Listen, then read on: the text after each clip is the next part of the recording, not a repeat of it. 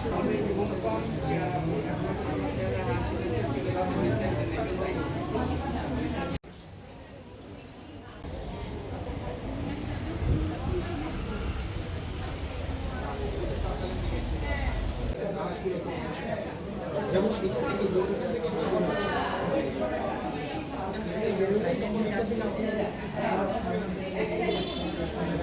একটা জায়গায় হয়ে সব মেম্বার্স আমরা যারা আছি সোসাইটির তারা তাদের নিজস্ব কালেকশনের ফুল নিয়ে আসতে পারছে এবং যারা আমাদের শোতে আসেন ভিজিটার্স যারা দেখছেন তারাও জানতে পারছে অর্কিডটা কীভাবে গ্রো করতে পারে, কীভাবে এটার যত্ন নিতে পারে এবং অনেকে দেখা যাচ্ছে যে 10-12 বছর থেকে তারা নিজেরাও গ্রো করছে। তো আমরা তাদের কাছ থেকে ইনফরমেশন পাচ্ছি।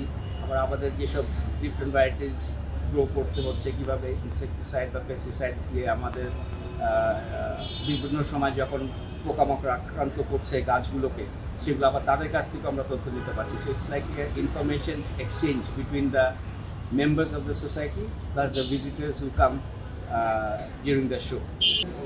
বুঝতে পারবেন না যে কালারটা মিক্স হয়ে গেছে, ভালো দেখে দাও হলুদটাই আর সব বলে দিব, কোনো সমস্যা নেই, এমনি রাখবেন, হালকা হালকা করে পানি দিবেন কিছুদিন পরে আমি আপনাকে লিখে দেবো কীভাবে পটিংটি করতে হবে।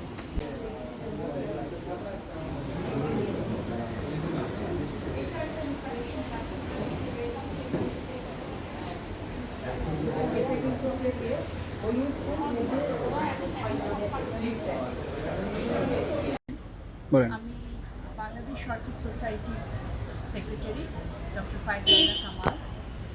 সোসাইটির জন্ম 1989 সালে মিসেস নাসিম ইকবাল এবং ওনার হাজব্যান্ড মেজর রিটায়ার্ড ইকবাল আলীর ওনারা হচ্ছেন এই সোসাইটিটা গড়ে তোলেন।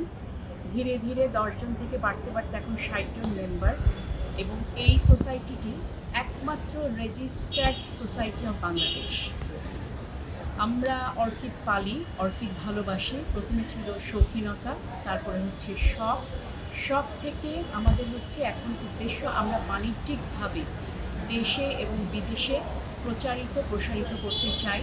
এবং সাথে আরেকটা জিনিস আমাদের উদ্দেশ্য যে আমরা ইন্ডিজেনাস অর্কিডগুলোকে বাঁচিয়ে রাখবো, পরিবেশ রক্ষা করব, পরিবেশে ভারসাম্য বজায় রাখবো এবং গ্লোবাল ওয়ার্মিং কমাবো এবং আমরা বন সম্পদকে রক্ষা করব।